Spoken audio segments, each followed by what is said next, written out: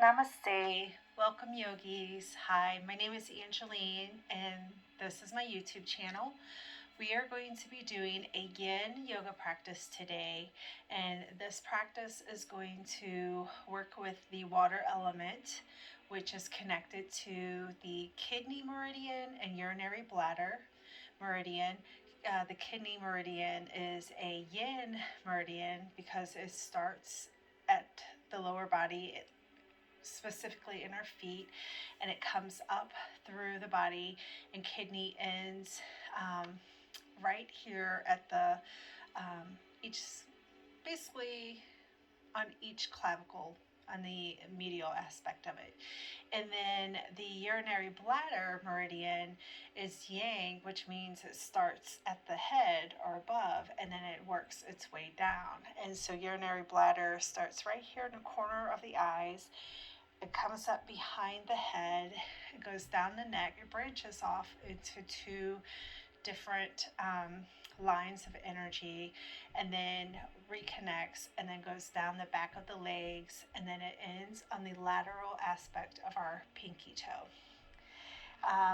These meridians, or the water element, is associated with the season winter, which is what we're in, and it also corresponds to the emotion of fear. The spiritual quality of the water element is G, which is our ambition and our will. Kidney, symbolically, it represents like impetus, the flexibility, ability to respond to stimulus, the ability to summon up energy when we need it. Urinary bladder, similar things, impetus, the ability to respond, purification, fluidity, and it tonifies all of our organs. When you are doing a yin yoga practice, you want to dress somewhat warm because we're not going to generate a lot of heat in our practice. A yin yoga practice, we're really targeting our connective tissue, which is the fascia, the ligaments, and tendons. We want to have a cold body, which means you don't really want to do this after you've worked out. You're basically, anytime you warm up your muscles and you kind of get them activated, they kind of take over. In a yin practice, if that happens, you're taken away from the tissue you want to work on, which is, again, the connective tissue. For props, you could have two blocks nearby just in case you decide you need them at any time. And then I also use a blanket to sit on. We are going to go ahead and get started. And when you start your practice, for me, ideally, it is nice to take a few moments to kind of start off in a little mini meditation where we connect to our breath. We're going to use that breath to keep us anchored throughout our practice. The way we want to breathe is we want to breathe in through our nose. As you breathe in through your nose, you want to fill up your belly, then you fill up your chest, and as your chest fills, you want those collarbones to lift. Hold for 1 second at the end of your inhalation, and then exhale everything out, dropping the collarbones, emptying your chest, emptying the belly. Again, this is a time for you to really commit to this time for your practice today. As we go in and out of our asanas, we want to find a place of stillness, and then we want to commit to the time to hold that asana for anywhere from 1 to 3 minutes. Today we have one asana where we're going to hold it for 5 minutes. And again, when you go into your asanas, you only want to go about 2/3 of your max. So you're not trying to reach your edge or even go past it as you would in a hatha practice, a hatha yoga practice. You only want to go to where you start to feel sensation.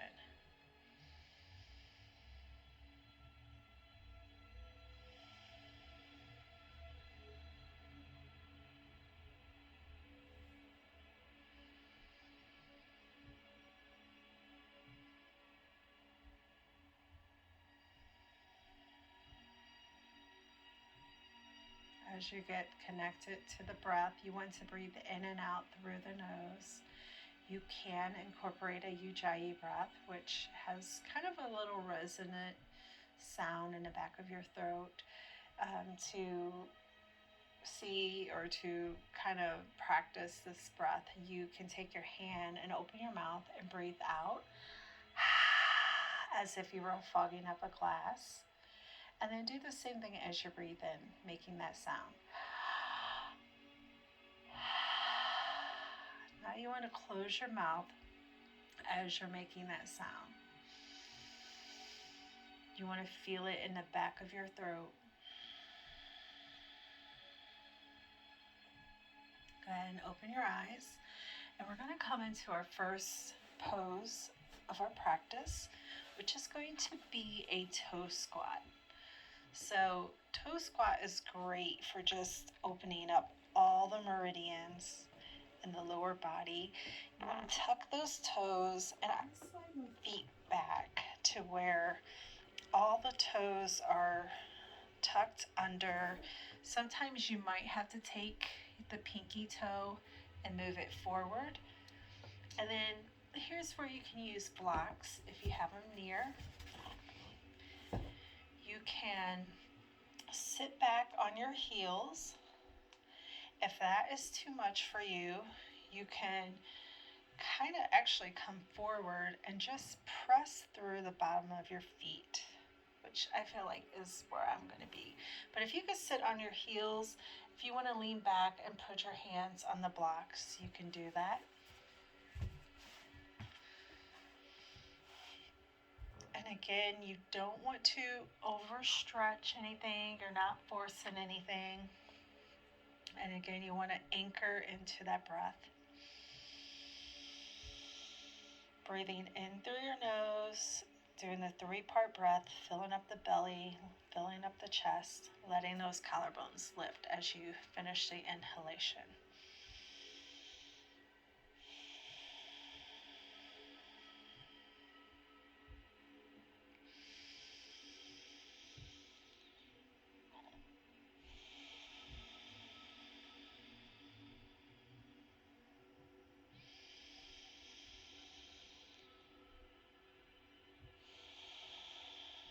I'm going to feel a nice stretch in that fascia, in the plantar fascia underneath your foot. That little hammock just kind of holds everything up in the foot.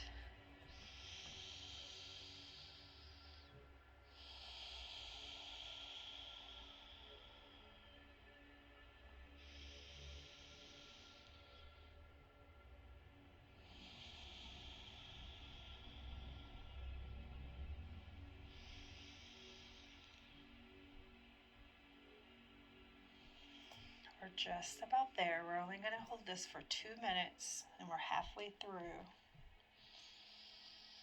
If you need to come up off your heels a little bit, you may do that. Go ahead and lay those hands flat. Lean forward, untuck your toes, and then we're just going to tap our toes on the mat. You can flatten the feet and tap them.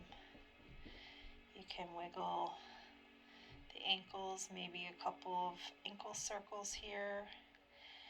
And then we're going to come into an ankle stretch. So again, same thing with your blocks. If you want to bring them to the side, we're only going to do 2 minutes. You can sit straight up, or you can come back, leaning back on the blocks. You can lift the knees off the floor to get a nice deep stretch. If you don't need the blocks, you can bring your hands to the floor. We're just going to be here 2 minutes. Again, using that breath to anchor into our asana.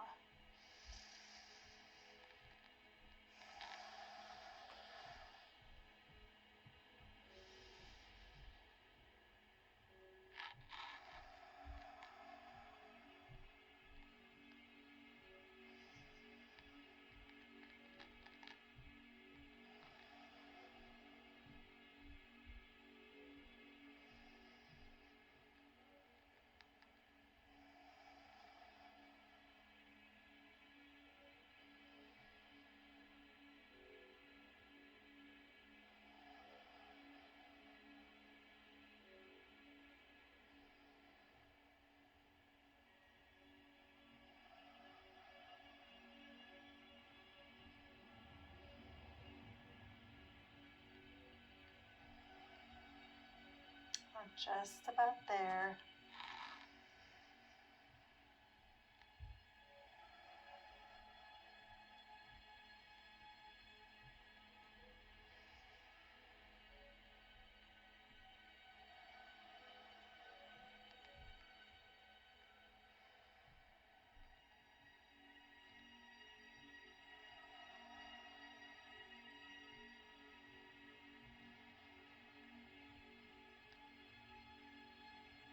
So in yin, we're not working our muscles, we're stressing that connective tissue. We're going to lean forward now, bringing those blocks back out of the way. You're going to tap those toes on the floor again. You can tap the tops of your feet. Turn the ankles to the left and to the right. And then we're going to come into a squat. So I like to use my blanket for my squat. You can, if your feet can touch the floor in a squat, go ahead and not use a blanket. So I bring the blanket up underneath the arch of my feet. I point the toes out just a little bit, and then I like to come straight down, and you want the back to be as straight as you can have it. If you're leaning forward, you really want to kind of bring your head up towards the ceiling. You can take those elbows on the inside of the knees. My balance is not really good today. You can keep your hands on the floor if you're having a hard time balancing like I am. And then once you find your balance, if you want to bring your hands in Angeline Mudra in front of the chest, go ahead and do so.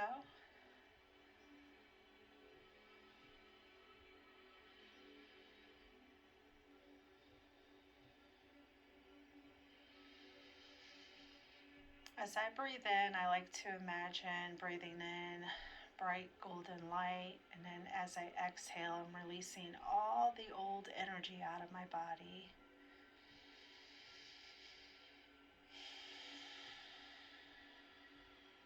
Sometimes if you are sensitive enough, you can feel the energy shifting through your body, through the meridians.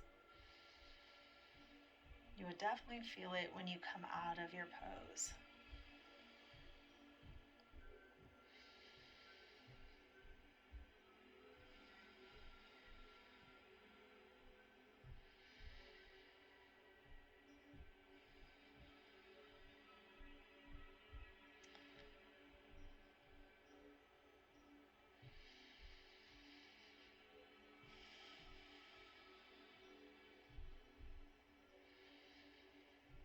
Sometimes it's surprising how much you actually feel in a yin asana when you're holding the pose for a minute. So we're going to go ahead. We're just going to move that blanket out if you have it there. Point those feet forward, bend your knees a little bit. You can take the elbows or the hand to each elbow, and then we're just going to lean forward into a dangling pose. You can shake your head, yes, no. If you want to switch the hold of the arms, go ahead and do that here now. We're going to go ahead, we're going to come down, and we're going to go into a butterfly. So definitely want that blanket. You're going to sit right on the front ledge. So you want where there's a gluteal fold where the glutes meet the top of your legs, the backs of your legs. So you want that front ledge of the blanket right there. And we're going to be in this pose for 5 minutes. This is called butterfly. You bring the bottoms of your feet together. You want your legs to be in a shape of a diamond. We're going to inhale, elongate through our spine. And then exhale, walking your hands forward. Here, if you want to use a block to rest your head, you want the elbows in front of the shins. And we're just going to be here 5 minutes. So again, focusing on that breath, using it as an anchor in your asana.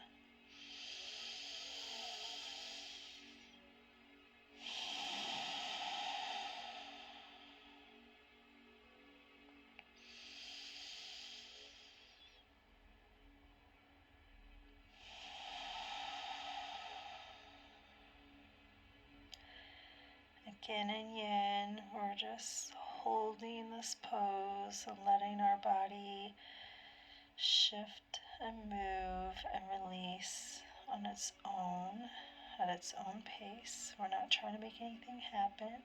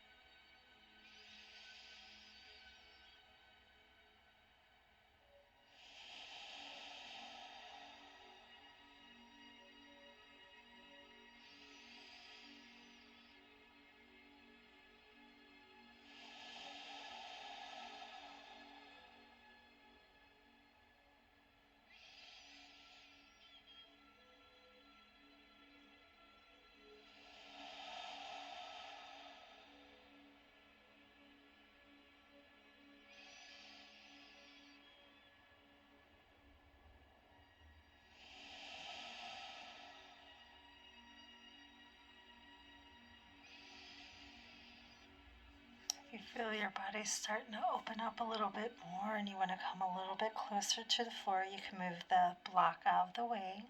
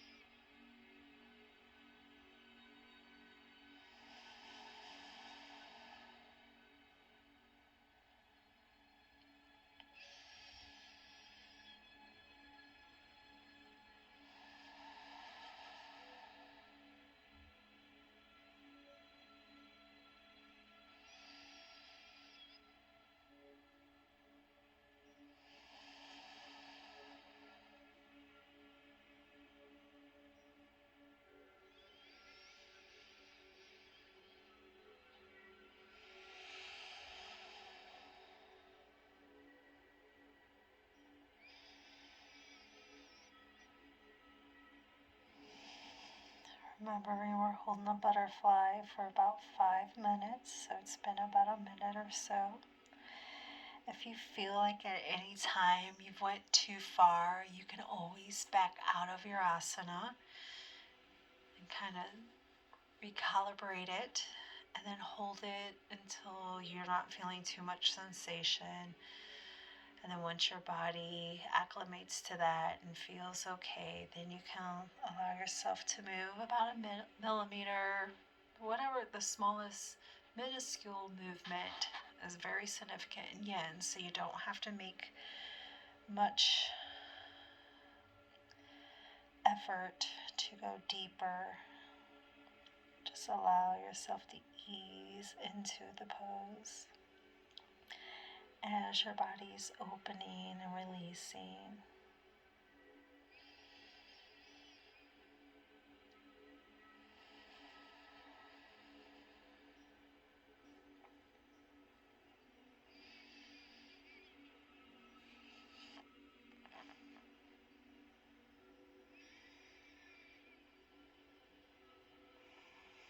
Again, we're almost there.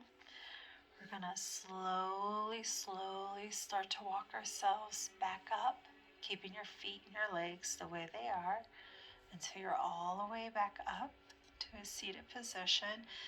Then let's go ahead and bring our feet to the floor. We're gonna lean back onto our hands and we're just gonna rock those knees left to right into a windshield wiper pose here.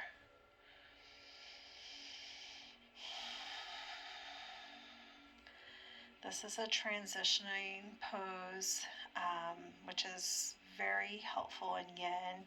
When you hold an asana for a while, you can feel a little stiff. Fascia is a tissue that holds the shape of our body. So when we hold an asana for a while, we're kind of reshaping that fascia.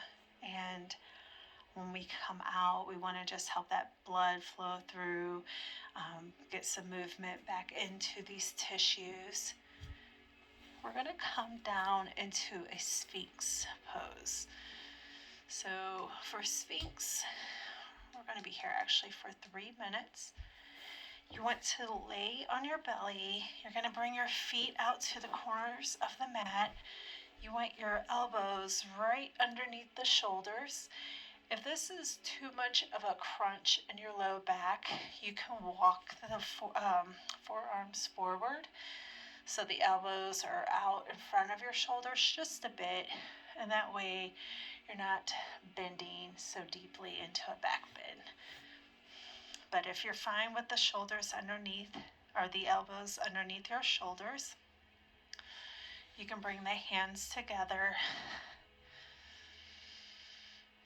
So you're going to lift the head up towards the ceiling. You're going to lift the chest up and then out through the window of your arms.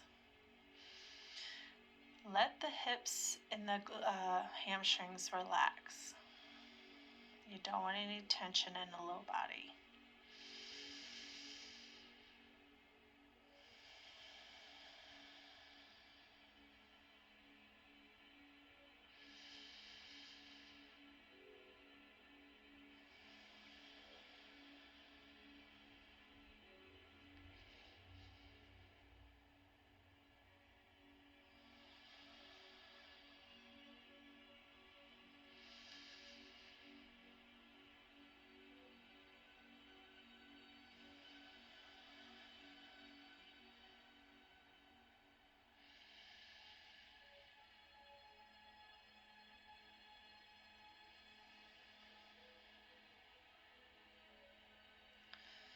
So you want to gaze out beyond your mat just a bit.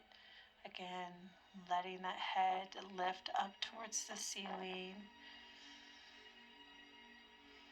Keep the shoulders out of your ears.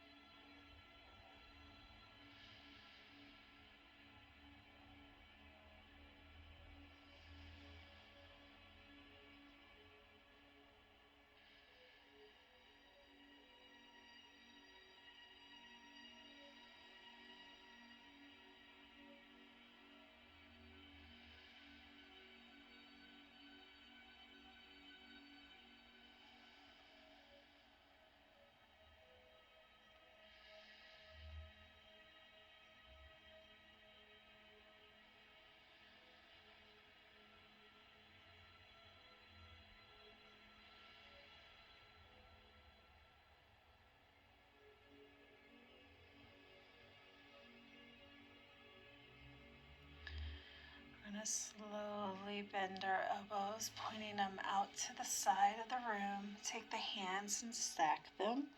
Let's bring our forehead onto the back of our hands. And let's shake the hips out left to right. Again, using that breath to anchor into the practice. Just release any tension that may be trying to stay in our body. And we're going to come back into a child's pose. So let's take the knees wide, maybe just a little bit wider than the mat. You want to bring your toes together, and you're going to sit back on those heels. Hands are out in front of you. And we're just going to take a few breaths here.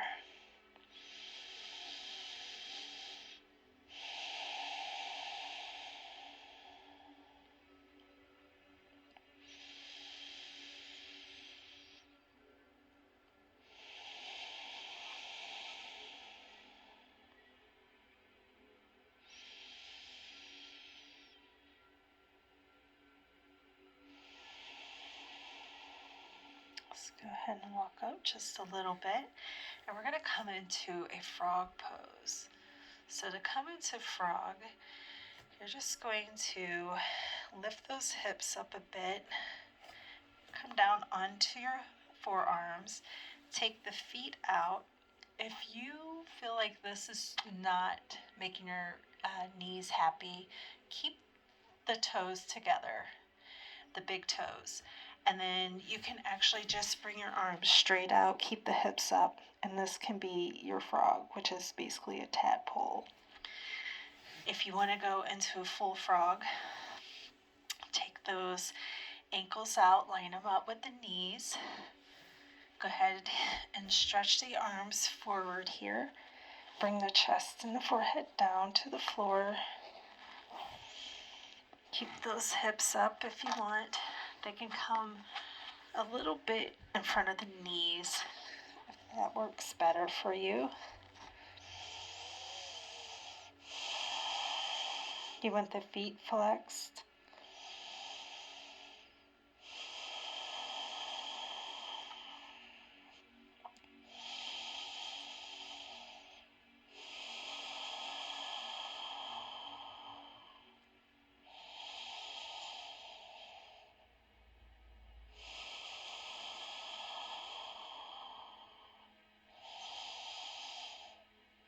Slowly your knees will kind of slide out a little bit more, and the hips can come towards the floor a bit more.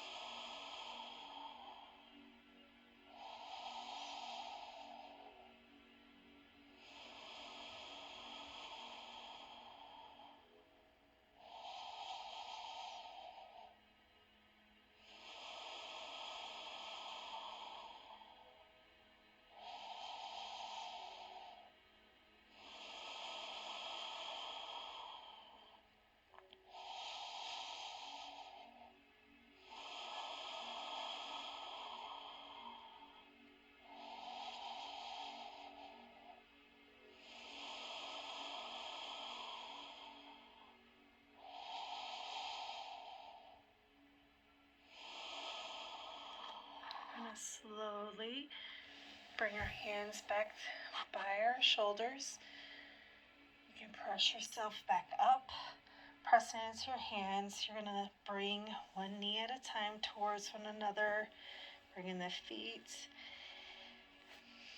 together. And let's take a couple of cat-cows here. So we're going to inhale, drop the belly down, lift the head and the tailbone up. Exhale, drop the head and tailbone towards one another. Arch that upper back. Exhale all the air out. Inhale, lift the head and tailbone up towards the ceiling as you take an inhale. And then exhale, arch that upper back. And we're going to come down onto the mat. And we're going to come into a cat pulling its tail. So you want to lay on the left side of your body. You can lay your head on your arm, take the left foot and grab it with the right hand. You can bring the thigh back a bit. Take the right leg and you can bring it straight out in front of you, or you can bend the knee, but you want to roll back where the upper body, both of the shoulder blades are on the floor. That left foot is reaching towards the glute. We're just going to be here for 2 minutes. That left arm can be out straight as if it was in a T position. You can look over that right shoulder if that's comfortable for you.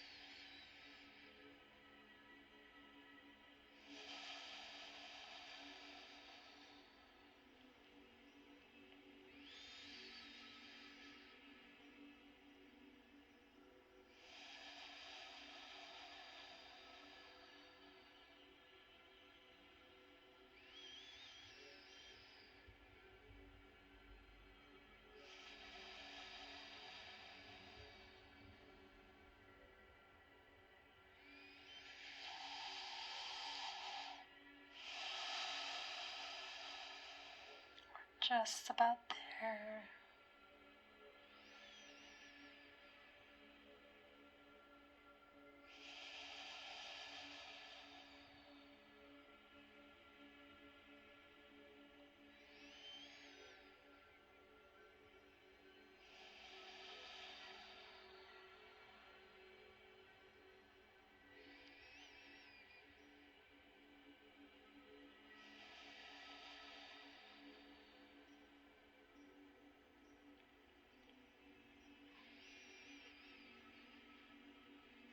We're going to release our hold on that left foot. Straighten that left leg. And let's go ahead and roll onto our back. We're going to drop those knees together. Feet are wide. Hands are down by the side. We're just going to take a couple breaths here. Feel that energy shift through our body. Remembering to always breathe throughout your practice. Your breath is so important. It helps us to engage into the parasympathetic aspect of our nervous system.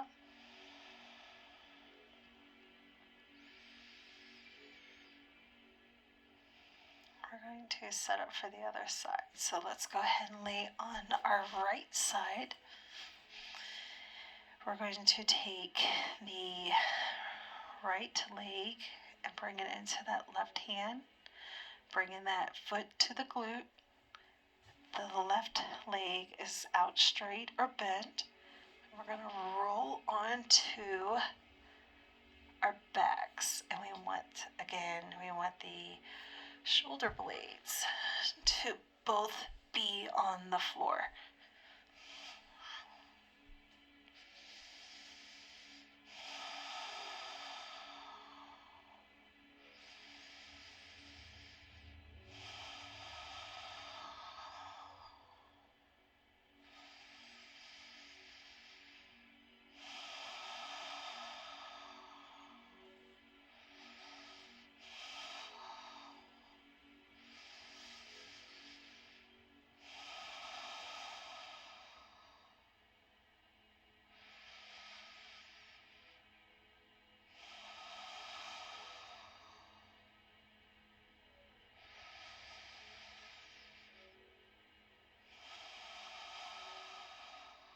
We're very close to being done with our practice for the day. We have one more asana after this side, and then we'll go into Shavasana.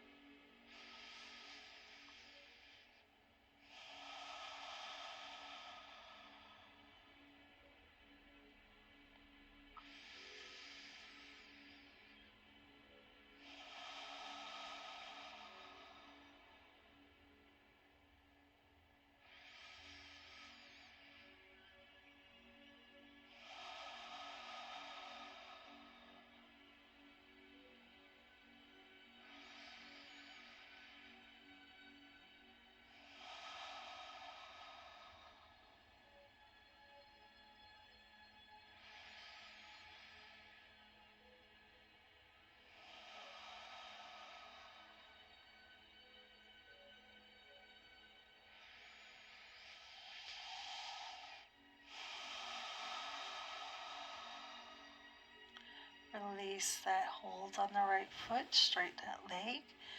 You want to roll back onto your back, bring the knees together, walk those feet wide, hands down by the hips. We're just going to take a couple breaths here.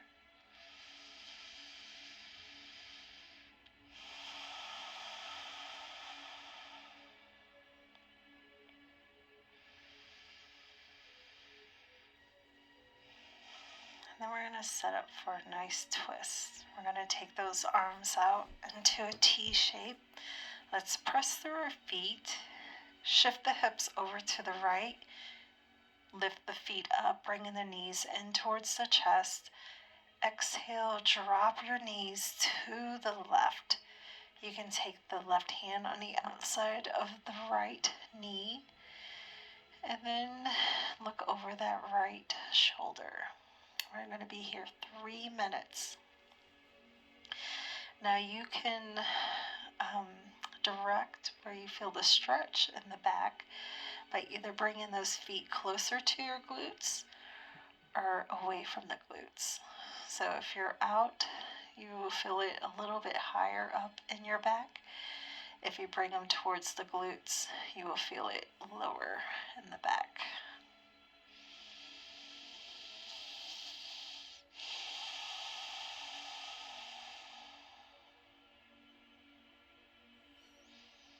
If you don't want your hand on the outside of that right knee, you don't have to have it there.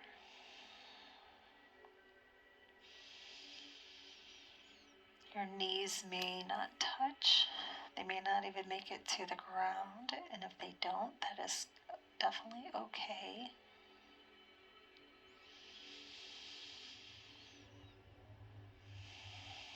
Again, using that breath as an anchor in the asana, they will eventually get there one day.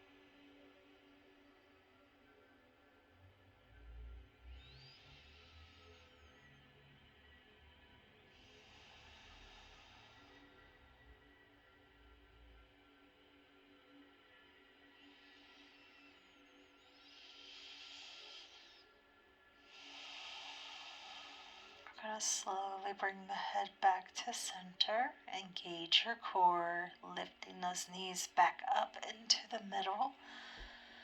Shifting the hips back down through the center. You can bring the knees together, feet wide, and we're going to take a few breaths here.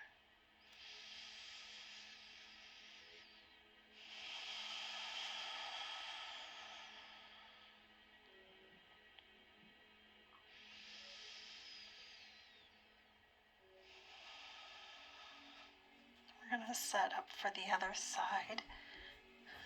So you want to have those arms out in a T. Push with the feet on the floor and the knees are bent. You're going to push through your feet, shifting the hips over to the left. Bring the feet and the knees up into the chest. Drop them over to the right. Lift your head and look over that left shoulder. You can take that right hand on the outside of the left knee for a little bit if you want.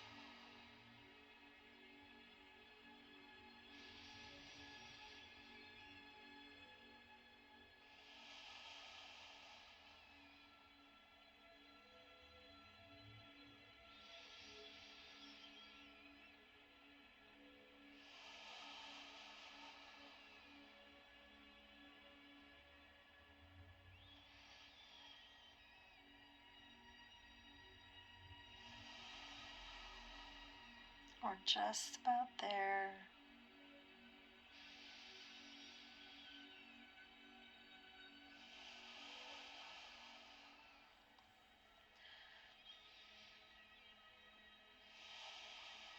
Again, at any time, if you feel like you need to readjust, either finding a way to go into your pose deeper or to come out of it a little bit because you went too far, you're definitely allowed to do that.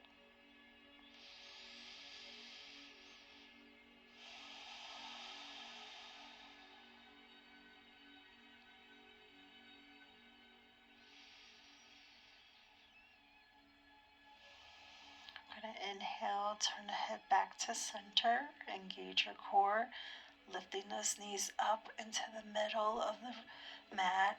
Shift the hips back down the center. Bring the knees together, feet. Walk them wide towards the ledges of your mat. Kind of take a few breaths here, just feeling the sensations that run through our body as we come out of our pose.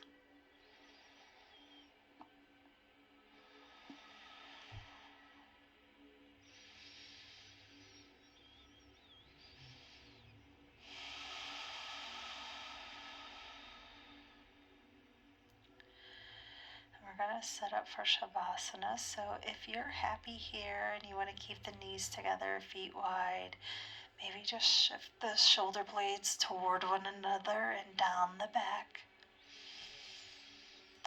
If you want to go into the traditional Shavasana, just reach through the heel out towards the corners of your mat.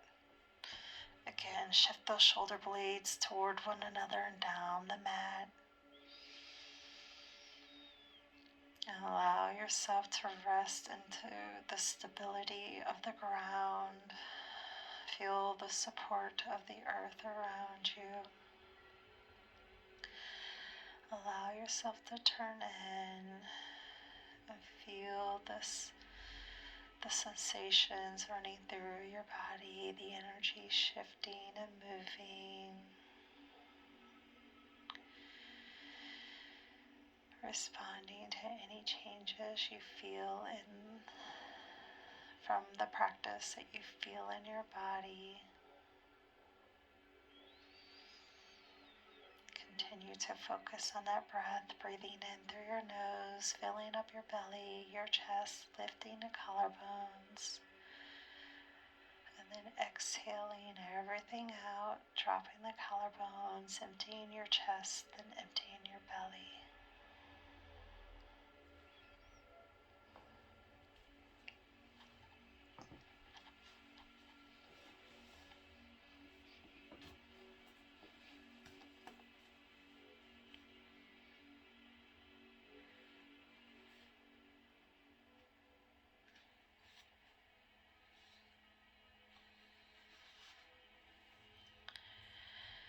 The next time you find yourself in an argument, rather than defend your position, see if you can see the other point of view first.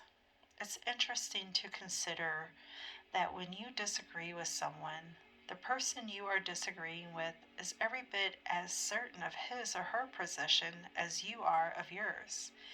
Yet we always take sides. Ours. This is our ego's way of refusing to learn anything new. It's also a habit that creates a lot of unnecessary stress. The first time I consciously tried the strategy of seeing the other point of view first, I found out something truly wonderful. It didn't hurt, and it brought me closer to the person with whom I was disagreeing. Suppose a friend says to you, liberals or conservatives are the major cause of our social problems. Rather than automatically defending your own position, whatever it is, see if you can learn something new. Say to your friend, tell me why you think that's true. Don't say this with a hidden agenda or in preparation to defend or prove your position, but simply to learn a different point of view. Don't try to correct or make your friend see how he is wrong. Let your friend have the satisfaction of being right. Practice being a good listener. Contrary to popular belief, this attitude does not make you weak. It doesn't mean you aren't passionate about your beliefs or that you're admitting that you are wrong. You're simply trying to see another point of view. You're seeking first to understand. It takes enormous energy to constantly prove a rigid position. On the other hand, it takes no energy to allow someone else to be right. In fact, it's outright energizing.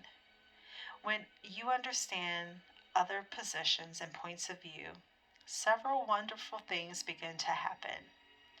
First, you often learn something new. You expand your horizons. Second, when the person you are talking to feels listened to, he or she will appreciate and respect you far more than when you habitually jump in with your own position. Jumping in only makes him or her more determined and defensive. Almost always, if you are softer, the other person will be softer too. It might not happen right away, but in time it will.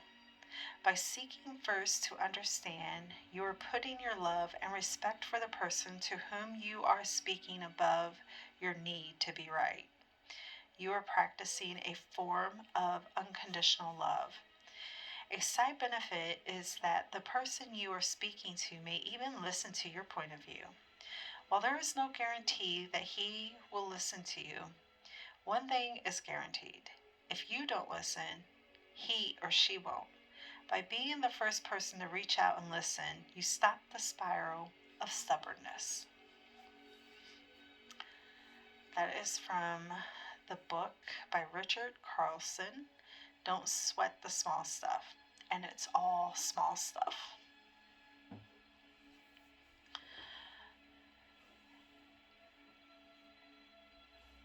We're going to slowly start taking a few nice deep inhales and exhales, bringing ourselves back into our bodies. Maybe wiggle your fingers and your toes a little bit. Let's go ahead and bring the feet together, the arms up overhead together. And as you inhale, stretch through the length of your whole body. So you're reaching your hands towards the wall that's above them, and then you're reaching your toes to the wall that's below them. And then when you exhale, go ahead and roll over to whichever side feels most natural for you. You're going to take a few breaths here. And on your next inhale, go ahead and push yourself back up to a seated position, and we're going to take a few breaths together. So take a nice deep inhale through your nose. As you exhale, exhale out through the mouth with a sigh. 2 more times.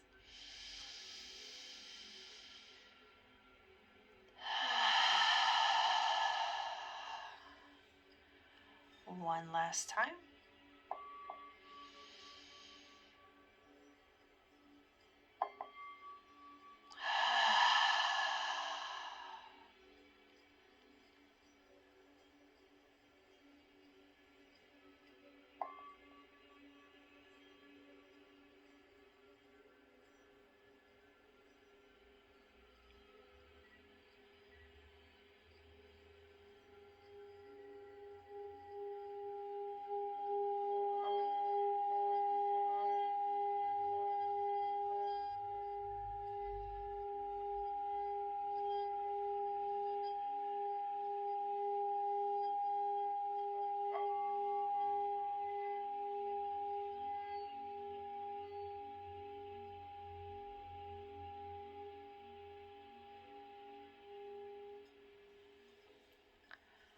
Let's go ahead, inhale, lift our hands up overhead, bringing them together. Exhale them down in front of our heart. Peace and namaste. Thank you everyone for joining me today. I hope you enjoyed your session. And if you have any requests or any questions for me, please feel free to leave them in the comments below, or even just like on this video if you did like it. You could share it with your friends. If you haven't already, please subscribe. I would love to have more subscribers. I plan on having a new video every week, and I hope to see you next time. Again, thank you and namaste.